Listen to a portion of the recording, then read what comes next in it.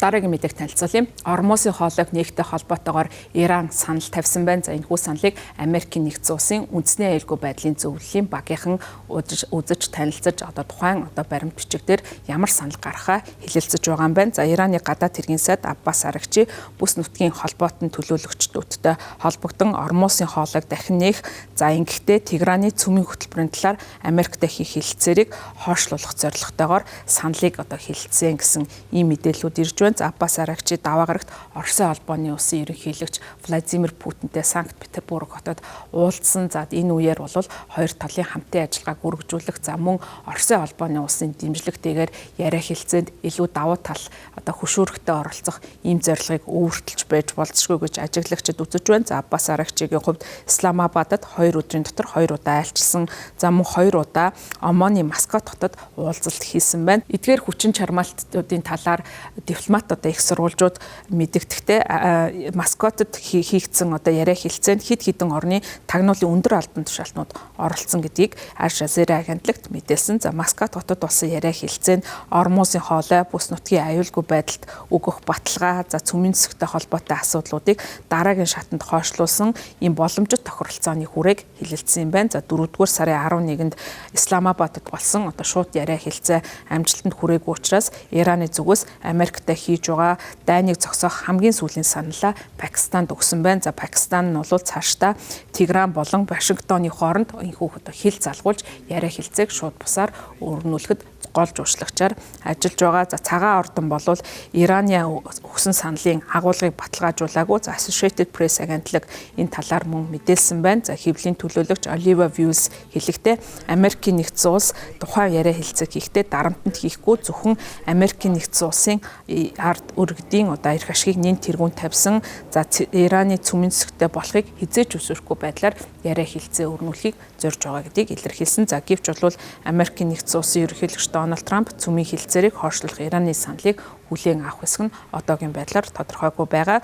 За нэм гарагт бол Fox News-д Америкийн нэгдсэн улсын ерөнхийлөгч ярилцлага өгсөн. За энэ үеэрээ Иран яг юу шаардаж байгааг аль хэдийн мэдэж байгаа гэдгээ илэрхийлсэн. За хамгийн сүүлийн дипломат цаг хугацаа энэхүү дипломат арга хэмжээ бол цаг хугацаатай уралдаж байгаа юм. За учир нь гэвэл 1973 онд батлагдсан дайны эрх мэдлийн тогтоолын дагуу ерөнхийлөгч Дональд Трамп Ираны эсрэг явуулж байгаа цэргийн ажиллагаагаа өргөжлүүлэхийн тулд Конгрессийн зөвшөөрлийг авах хэрэгтэй. Үүний тулд бол 5-р сарын 1 гэсэн хугацаа яригдж байгаа юм. За энэ дайны хувьд бол одоогийн байдлаар 9-7 хоногт үргэлжилж байна. За тогтоолыг хэрэгжүүлэх талаар хоёр намын зүгээс бас өөрийн гэсэн тогтоолыг санаачилж Сенатын танхимд өргөн барьсан. За хамгийн сүүлийн орлого нь 4-р сарын 15-нд 52-47 гэсэн саналаар одоогийн байдлаар ялагдсан байдалтай байгаа. За одоогийн байдлаар мөн бүгд найрамдах намын хууль тогтоогчдын зүгээс ерөнхийлөгч Дональд Трампыг дэмжиж байгаа ч гэсэн хэд хэдэн хууль тогтоогчдын зүгээс Конгрессийн албан ёсны зөвшөөрлгүйгээр 60 хоногийн хугацаанаас дайны хугацааг хэтрүүлэх ёсгүй гэж үзэж байгаа гэдгээ илэрхийлсэн. За мөн энэ хооронд бол Ираны зүгээс өөрийн дипломат үйл ажиллагаагаа бэхжүүлсэн хэвээр байна. За Пакистан, Оман, Оросын холбооны улсад айлчилгаас гадна тус улсын гадаад хэргийн сайд Аббас Арагчи сүүлийн 3 өдрийн туршид Катар, Сауди Араби, Египт, Францын гадаад хэргийн сайд нартай уцаар ярилцаж бүс нутагт явуулж байгаа дипломат ажиллагаагаа улам бүр бэхжүүлж байгаа юм. Өөрөөр хэлбэл Америкийн нэгдсэн улсын бүс нутаг дахь холбоотнуудтай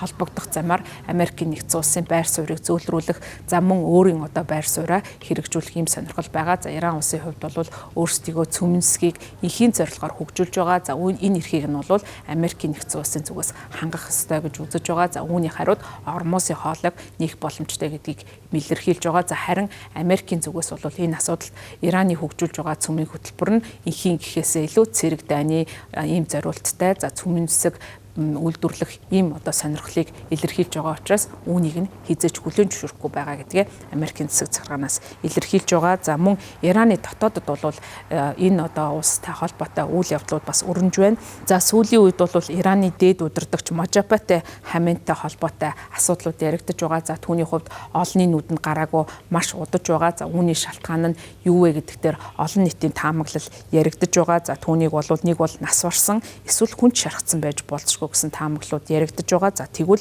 үүнийг батлах мэт нэгэн үйл явдал болсон байна. За Ираны дээд удирдагч Можаббет Хаменеиг нас барсан командлагч болон албан тушаалтнуудын хамт хааны зураг дээр дүрсэлсэн байгаа нь Ираны цахим ертөнцөд дарахж энэхүү дуулаа шугааныг улам бүр цааш нь сэвсэн байна. За Кашаны баруун хэсэгт орших Машахабад Адель хотод нэгдсэн түүхэн тэмцлийн бааtruуд нэртэй уг хааны зурагт Касем Сулейманы ерөнхийлөгч асан Ибрахим Раси за мөн Исламын бүгд найрамд улсыг үндэслэгч Рухулла Хомейни зэрэг Ираны нас барсан цэргийн болон улс төрийн өндөр албан тушаалтнуудыг зурсан байна. За энэхүү хааны зургийн бичлэг олон нийтийн хэрэгслэр бол хурцтай тархсан. За үүн дотор бол дээд удирдагчийг дүрсэлсэн явдал нь олон нийтийн анхаарлыг татаж байгаа. За түүний хувьд 2 дугаар сарын 28-нд Америкийн нэгдсэн улсын Тегеран руу хийсэн анхны цохилтонд амь насаа алдсан Аятолла Хаменегийн хүү. За тийм учраас түүний хувь заяа магадгүй яг эцгийнхээ хамт энэхүү цохилтонд өртсөн байж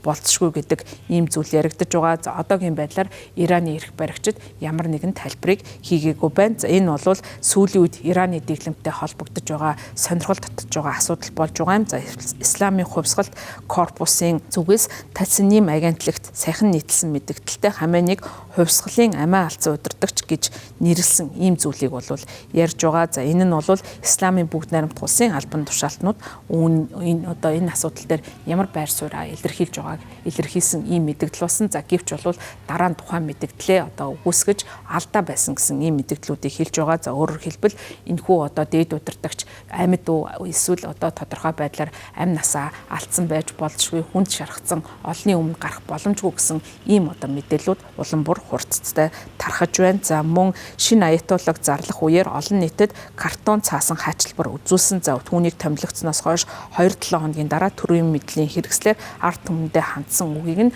аль бие ёсоор танилцуулж уншсан байсан. За өөрөөр хэлбэл шинэ удирдагч одоогийн байдлаар олон нийтийн өмнө гараагүй байна. За Ираны албаныхын гишт татан олон улсын хэвлэл мэдээллийг хэрэгсүүл Можаббет Хаменеиг 2 дугаар сарын 28-нд халдлагын үеэр хүнд гэмтэл авсан ч сэтгцийн хувьд бол эрүүл байгаа шийдвэр гаргахад идэвхтэй оролцож байгаа гэж мэдээлж байгаа. Мэдээлэлд тэрээр хөл гартаа олон удаа мэс засал хийлгэж нүүр уруулна хүнд түлэгдсэн учраас ярьж чадахгүй байгаа гэж ийм мэдээлэл тархаж байгаа. За харин бусад тархаж байгаа мэдээлэлээр түүнийг өмнө гэмтлийн улмаас гоо сайхны мэс засалд орсон. За өөрөө эмч болох Ираны ерөнхийлөгч Масуд Пежескян түүний эдгэрлийг хариуцаж байгаа гэсэн мэдээллүүд тархаж байгаа. За харин Евронус энэ мэдээллийг бие дааж одоогийн байдлаар баталгаажуулсан зүйл байхгүй гэсэн ийм мэдээллүүд олон нийтэд тархаж байгаа. За үүнтэй холбоотойгоор олон улсын хэвлэлийн мэдээллүүд мөн гарч байгаамаа. За Иранд өрнөж байгаа үйл явдлууд нь цаашдаа Ормосын хоолой нээгдэх за мөн дэлхийн инх тайван аюулгүй байдал шууд бос нөлөөллийг үзүүлэхээр байгаа учраас хүмүүс энэ асуудалд анхаарал хандуулж харж ажиглаж байна.